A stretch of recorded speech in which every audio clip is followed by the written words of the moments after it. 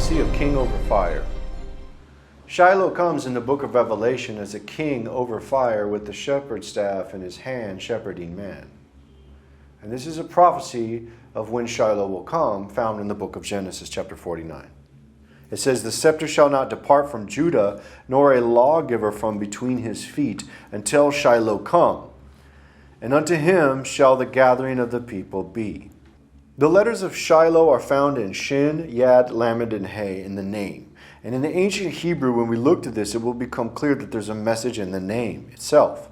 In Paleo-Hebrew, in the writing of this, the letter Shin in Sefer Yetzirah, the letter Shin actually means king over fire. And the following letter after which is Yad, and that means hand, and it's an image of a man's hand. And then we have Lamed, which is the image of a shepherd's staff. And this letter, Lamed, the name of the letter, comes from its shape, Malmad Habakar, which means cattle prod or the shepherd's staff. Malmad Habakar was a tool used in the biblical times, and it was a piece of wood that was shaped like the letter Lamed, and the shepherd or the farmer would use it to direct the sheep. This is the meaning of these letters here in the ancient Hebrew. And the final letter is the letter He. The original pictographic image of this is a man standing up with his arms up in the air, and this letter is, the meaning of this is man. So in this pictographic image, it actually, of the word Shiloh, it has a meaning.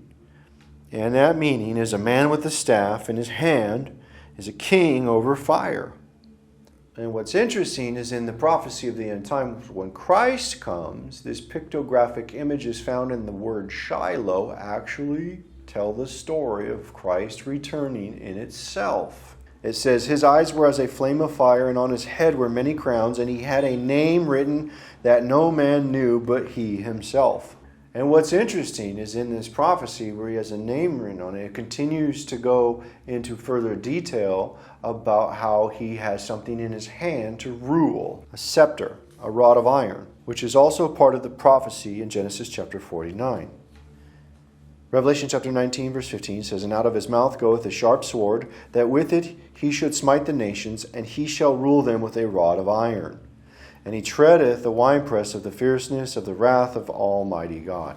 Now remember, in the book of Genesis 49, it talks about a scepter not leaving his hand, his rod of iron.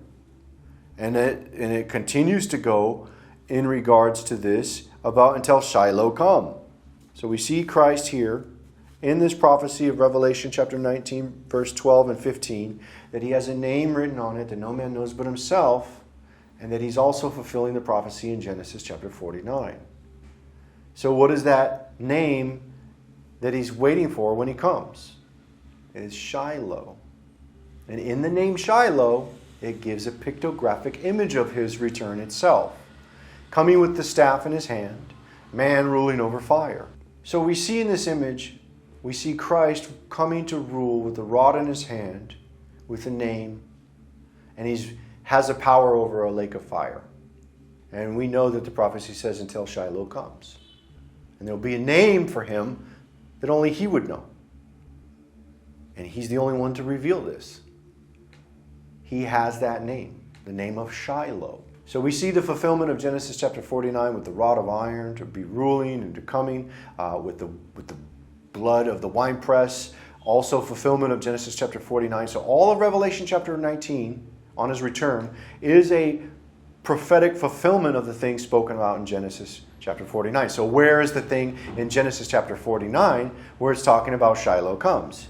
That's because the name written on him is that name Shiloh, which in the name Shiloh itself fulfills the things in the letters to the letter of the things that Christ fulfills on his return, coming with the rod of iron, with the staff in his hand, and being a king over fire. And we see that in Revelation chapter 19, verse 20, in the following verse. It says, "And the beast was taken, and with him the false prophet, which wrought miracles before him, which with he deceived them that hath received the mark of the beast, and them that worshipped his image. These both were cast alive into the lake of fire, burning with brimstone."